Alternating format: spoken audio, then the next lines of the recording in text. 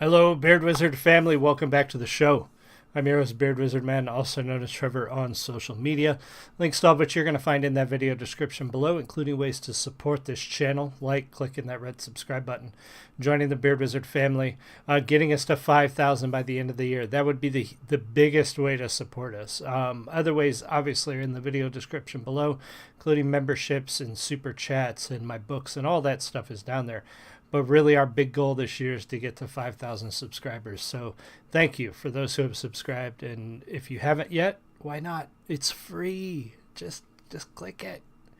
Anyway, it's that time of year. It's always grilling season for me. And if you guys follow me on social media and you've known me for long enough, you'll know I love to grill. I love to smoke. And it doesn't matter what the weather is. I do more grilling and smoking in the spring, summer, and fall, but I use my grill year round. And I started doing grill content last year, grilling content, barbecue content. It's kind of an experiment, and I enjoyed it. I had a lot of fun doing it.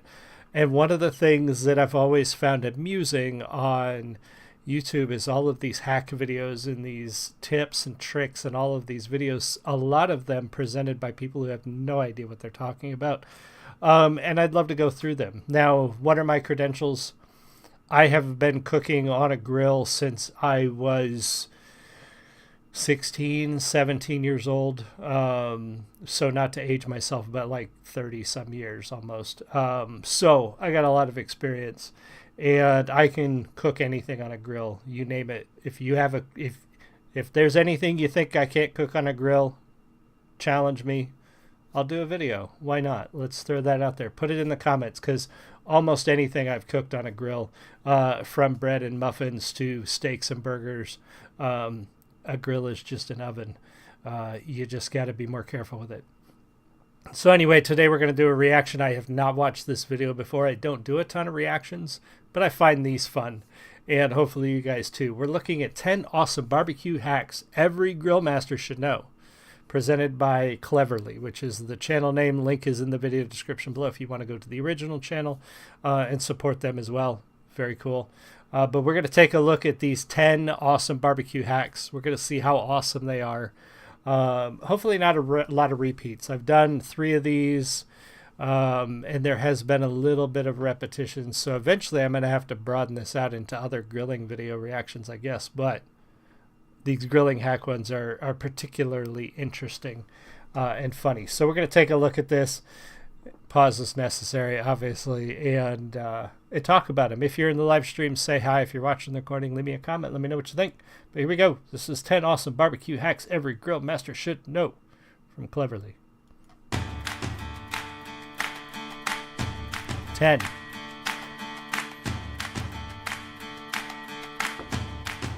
Yes. Yes, I've seen that.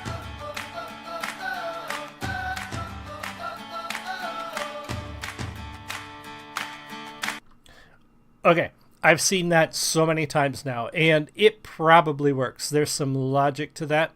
There's some logic to the juices and the acid in an onion, probably helping break down the stuff that's on your grill. But quite honestly, rather than wasting an onion, use aluminum foil. You can use grill brushes. Most grill brush. I have a grill brush. I use a grill brush to knock off the big chunks of stuff. But in cleaning my grill, basically the process: get the coals started, get the grates over the coals for about 5 or 6 minutes to let them get hot. Actually, I'm sorry. Back up. Before I start to grill brush and scraper to knock off any big chunks of anything. Get the coals started. Get the grates hot, and then before the food goes on, I go back to the grates and I go over them with aluminum foil. Just wad up a piece of aluminum foil, doesn't have to be a lot, and go over it. Onions are food. You know, I don't know why you would want to waste a whole onion. Or I've seen potatoes. People use potatoes too. I don't know why you would want to waste that when you have perfectly good foil available. You should have perfect. If you're grilling, you should have foil available. Wad up a bottle of foil.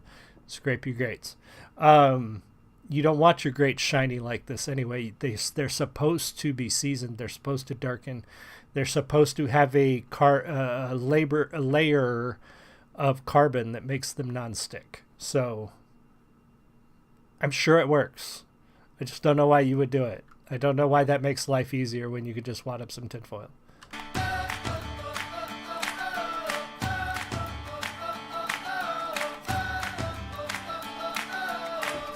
The truth about aluminum foil. What? No? Yeah? What?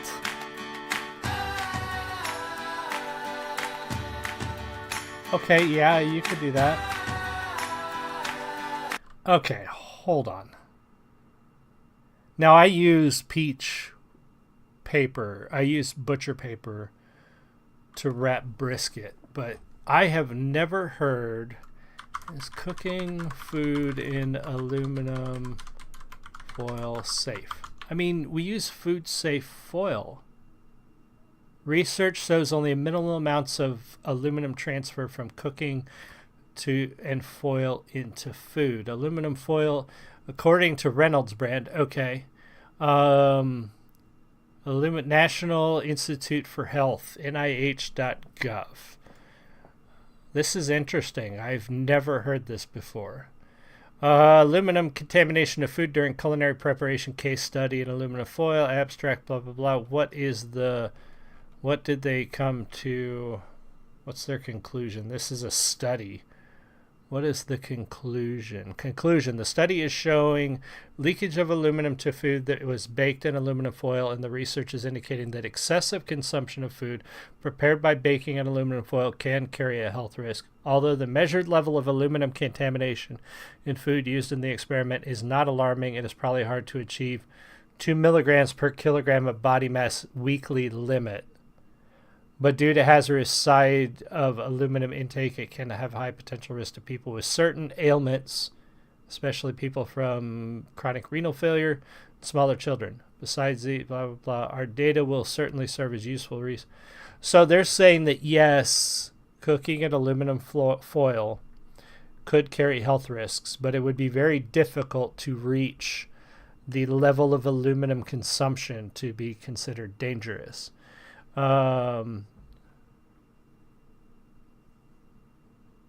So I guess, yes, if you want to minimize, but this video makes it sound like aluminum foil is straight up bad for you.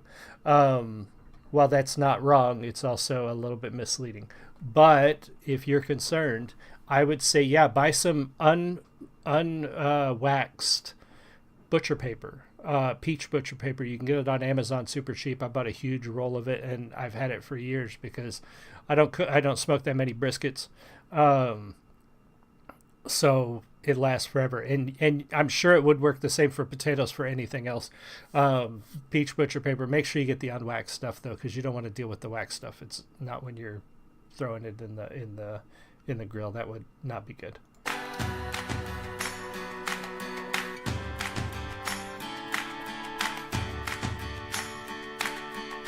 Sure. Who's gonna find banana leaves? Yeah, I use butcher paper. Apple juice.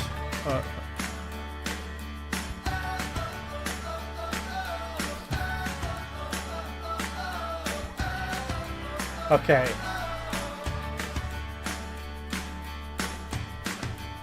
Not instantly. Stop it. Stop it. Okay, we've had this discussion before. Yes, most people overcook their hamburgers. But if you're overcooking your hamburgers, the solution is not to spray it with apple juice, apple juice 99.9% of the time contains a high amount of sugar. The reason that apple juice browns is because it's caramelized sugar. It's not browning the meat, it's browning and burning the sugar. I did a video on cooking burgers. I've talked about this before, so I'm not going to belabor the point, but high fat content, fast and hot. Don't put ice cubes on it. I have put butter on it. That works. Spraying with apple juice? No. If you have to spray your burgers with anything to keep them moist, you're cooking them too long, or you're not using meat with a high enough fat content. Period. There is no reason to spray your burgers with anything. And apple juice especially is just going to caramelize the sugar on the outside. It is not going to help your meat be juicier. It is just going to burn the sugar. That's all it's going to do. So that is a terrible hack.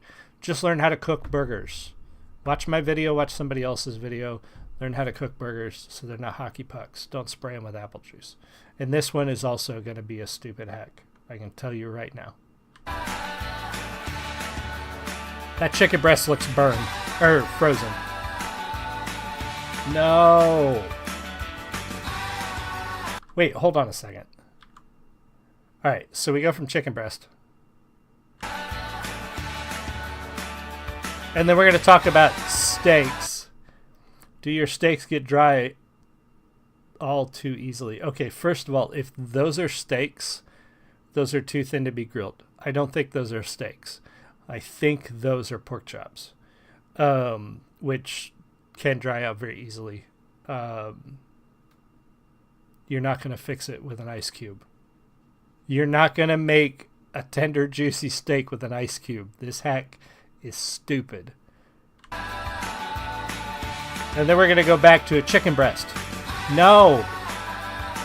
Do not put ice cubes on your meat while you're grilling it. No, it won't. No, it won't.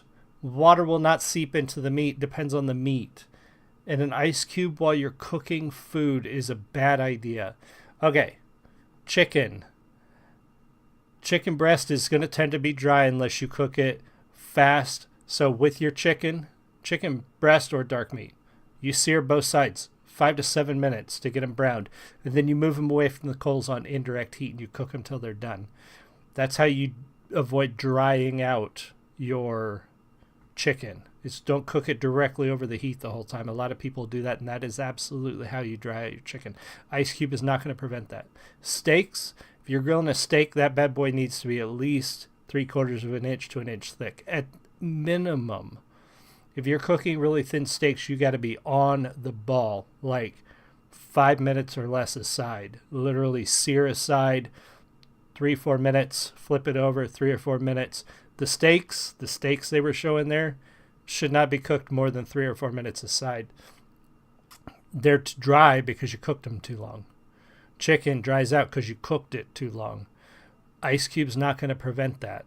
All an ice cube is going to do is prevent the one side from cooking well until you flip it over, and then you're just going to have extra water on your coals, or it's going to have dripped off all over the place, and you're still going to cook it too long and dry it out. Ice cube's a stupid hack.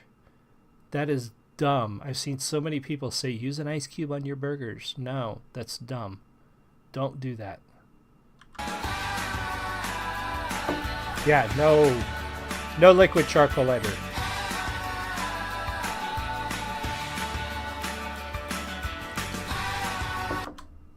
Though I do want to say, first of all, I don't recommend using lighter fluid, but if you use it right, if you follow the directions, you're not going to have to worry about the problem they're just showing.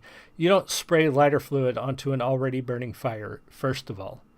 You don't oversaturate the coals because that will cause a large fire. And you let it sit because the fumes will flare up if you light it too soon. You also have to let that burn a lot longer because you need all the lighter fluid to burn off before you start cooking, or your food's going to taste like lighter fluid. So, yes, I agree, don't use liquid lighter fluid, but they're just showing you somebody being a moron. Follow the directions if you do use this. I wouldn't recommend it at all. I recommend a grilled chimney, and I think that's what they're going to show is a chimney and a starter block. Do not use lighter fluid.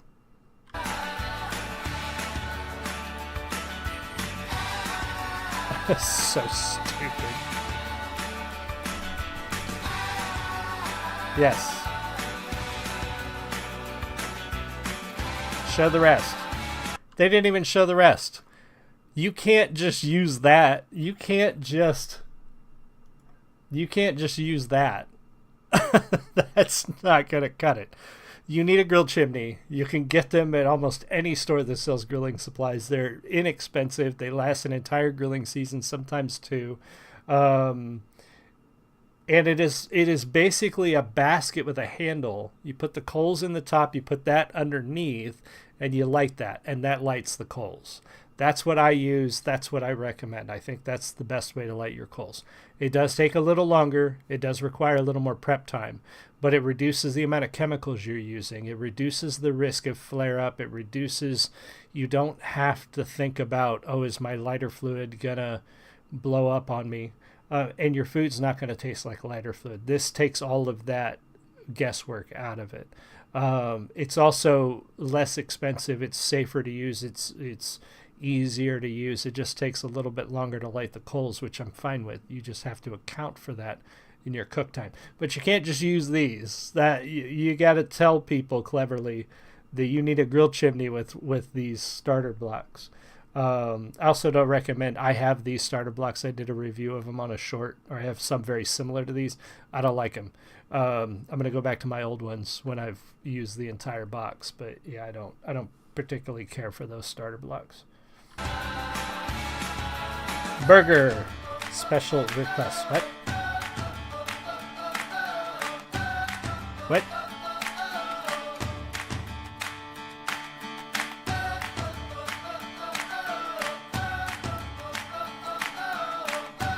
What?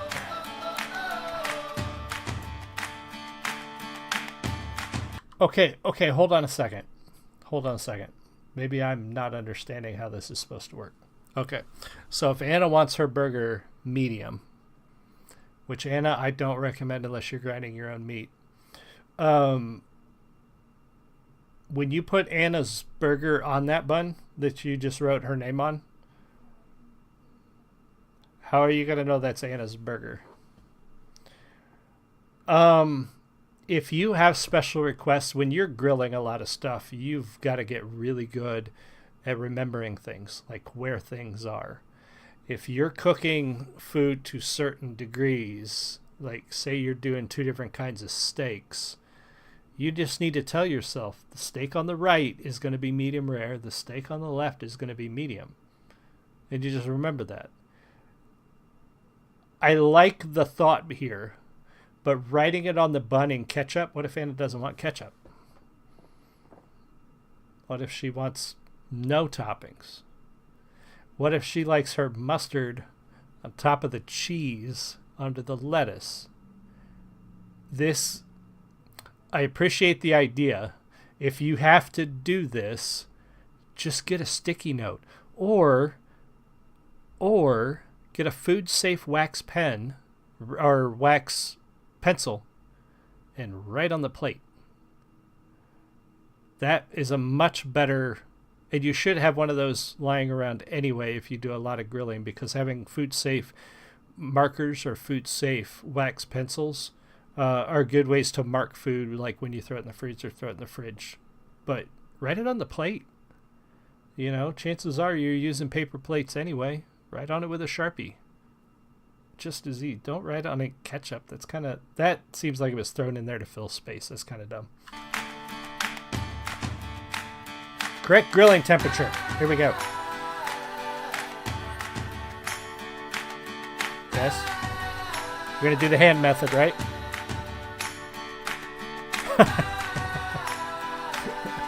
No.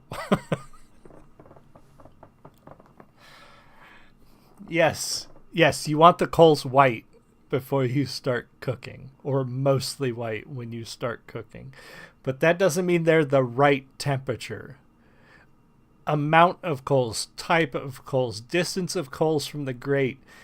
If you really want to know the right temperature, you're only going to be able to do that with a thermometer. Yes, some people do the hand method. How long can you hold your hand over the coals? Like a few inches away. And if it's 3 to 5 seconds, then they're the right temperature. They're the right temperature for cooking a burger or a steak really fast. But that only applies if you're cooking a burger or a steak really fast. And you can't just go by are the coals white, because they showed you two different kinds of coals, charcoal briquettes, and this is what we would refer to as maybe cowboy charcoal or lump charcoal. Those two different kinds of charcoal burn differently. I don't like lump charcoal. It burns, to me, it burns too fast. It burns too hot. Briquettes are much more consistent. So you can't just go by, are they white and ashy? If you want to know actual temperature. When is it time to start grilling? Yeah, when the coals are white. That's when you dump them out of the chimney into your coal bed and get started. But yeah, that's not how you know if they're the right temperature, though. That's kind of misleading. Never oil up your grill. Trey. Okay. Stop. Yeah, it does. You want it to. Okay.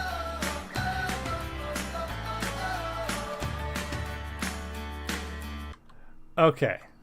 Hey Trey, how's it going? If you missed too much and you want to catch the rest, you can, when we're done, you can rewind or wait for it to process. We're just doing a reaction to some grilling tips. Okay, so oiling your grill. This is a big one because if you want your grill to last a long time, you do need to season it, and you do need to season the grates. Now, people have been oiling cast iron and metal cooking utensils for a very long time. When you heat oil, it does create sort of a carbon layer, this non-stick layer. That's why they always talk about when you have cast iron skillets, you want to oil them and heat them up because it creates a non-stick layer. The same applies to your grill grates. Now, you want to be sparing. You don't want to spray your grill grates with oil all the time. It's going to build up a natural seasoning as you cook on it. But the first time you do fire up your grill, and I believe I did a video on seasoning a smoker, the same applies to a grill. You got to get that hot the first time because for two reasons. New grills are covered in oils and preservatives, chemicals basically from the factory to keep them from rusting, to keep them, to make sure that they don't rust in shipping or storage, to make sure everything moves properly. They're coated in stuff you don't want to come into contact with your food. So the first thing you do when you get a new grill is you got to get that bad boy hot, 400 or 500 degrees hot, like as hot as it will get. And then when it gets hot, you're going to spray the outside, the grates, the lid with a very light coating of, like, I use an olive oil spray, just like you would use for a nonstick pan. Just a light coat of that. And if you get a little too much, you can always wipe it down. That oil will get hot and it will bond with the metal and it will create a non-stick layer inside, like on the grates, but it also creates a weatherproofing layer on the outside. So when they say don't oil your grill, that's kind of counter to how you keep your grill, protect your grill, and make it last a long time. Could it build up carcinogens? Yes, carcinogens are connected to cancer, but again, people have been using oil on hot cooking surfaces forever, and nobody is telling us to stop using cooking spray on pans. So why would you not use cooking spray on your grill? Now, you don't want to do it all the time. Again, over time, your grill grates will become non-stick. If you're cooking right, they will be non-stick. So you don't need to oil them every time. But you do need to season your grill before you use it. And I highly recommend spray oil because it's the easiest thing to do it with. So yeah, that's kind of a bad advice. 9, protect the environment. Okay.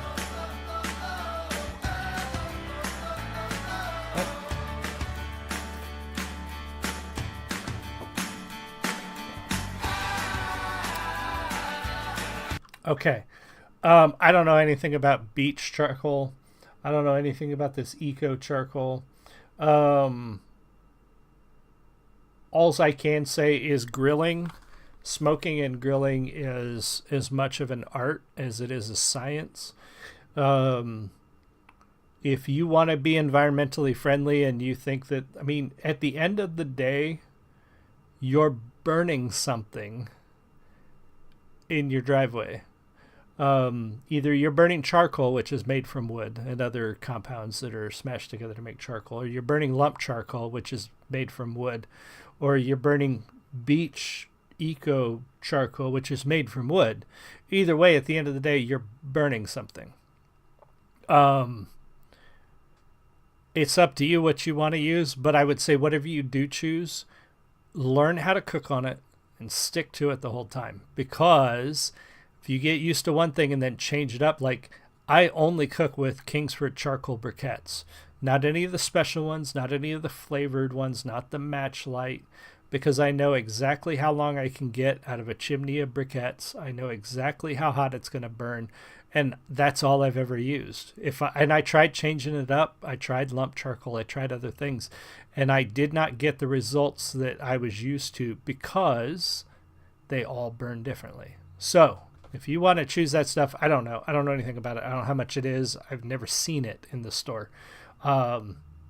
I would just say if you go with it, stick with it, learn how to cook with it, and don't change it up, because you're going to be frustrated if you do.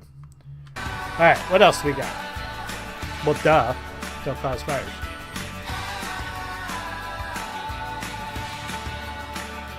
Yeah.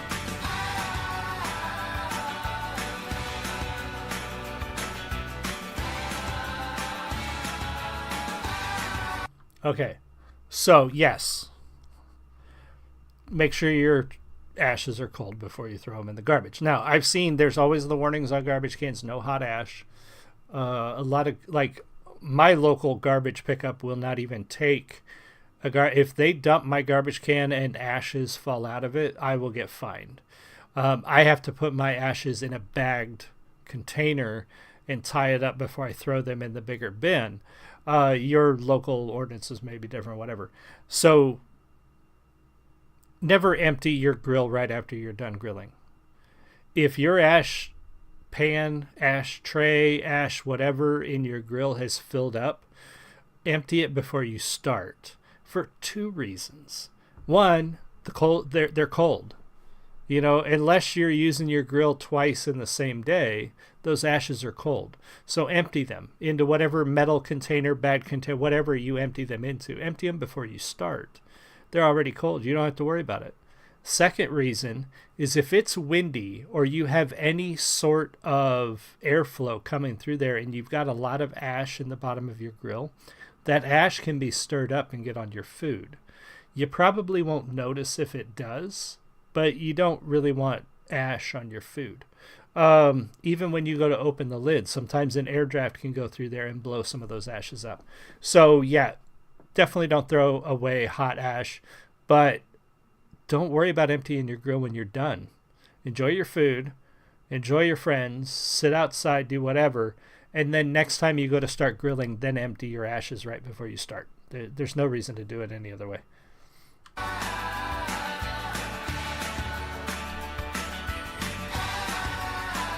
Yes. My next barbecue is just around the corner. Not a terrible video, honestly. There was some good stuff in there. Again, sorry, I've got an itch on my foot. Again, I'm not about the ice cube thing. I have videos about grilling burgers, and how to do juicy burgers and how to not overcook your burgers. You don't need to use ice cubes or apple juice on your burgers or your chicken or your steaks. I will do more grilling videos this spring and summer. I've got a couple lined up. So if you have any questions, if you need any tips, let me know in the comments. Again, if you want to challenge me to grill, I said I can grill anything. I'd be surprised if there was a single thing out there I couldn't grill. They may not always be easy, but you can cook anything on a grill. And who knows? I might do a video of it if you come up with something interesting and challenging. Trey and everybody else who was here, thank you guys so much. I appreciate you. Hopefully you enjoyed that and learned something. Let me know in the comments, and I will see you guys all again soon. You have a great one. Much love.